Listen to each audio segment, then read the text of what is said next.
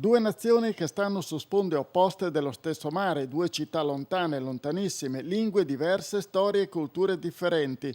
Un giorno due abitanti di queste città si conoscono grazie al social network Facebook e grazie ad una persona che sempre nello stesso social network li mette in contatto e traduce i loro pensieri, riescono a condividere la stessa passione, quella per la fotografia. Confrontano le loro foto e nasce l'idea di fare assieme una mostra di fotografia. Queste due città sono Rovigo e Omis in Croazia. I protagonisti di questa avventura sono Roberto Giannese e l'artista croato Dražan Mimica. Il ruolo dell'interprete e di ideatrice della mostra è Jugana Sladic, presidente della cooperativa Majulero, che si occupa di interpretariato. La mostra, nata nel mondo virtuale, è diventata realtà ed è stata inaugurata lunedì pomeriggio al Teatro Don Bosco.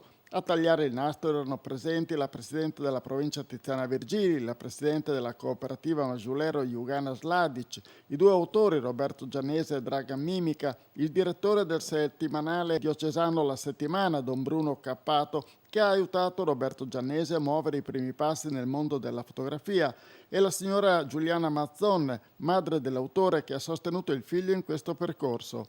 Questo evento è la materializzazione dell'idea ispiratrice della Majulero, ha detto Jugana, cioè quello di far conoscere la nostra città e i paesi da cui provengono tutte le socie di Majulero e far capire l'importanza che ha il momento d'accoglienza di un ospite straniero accogliendolo nella sua madrelingua.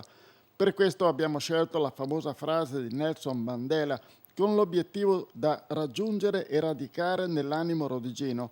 Mandela dice: se parli ad un uomo in lingua che lui capisce, parli con la sua testa, invece se parli nella sua lingua, vai direttamente al suo cuore.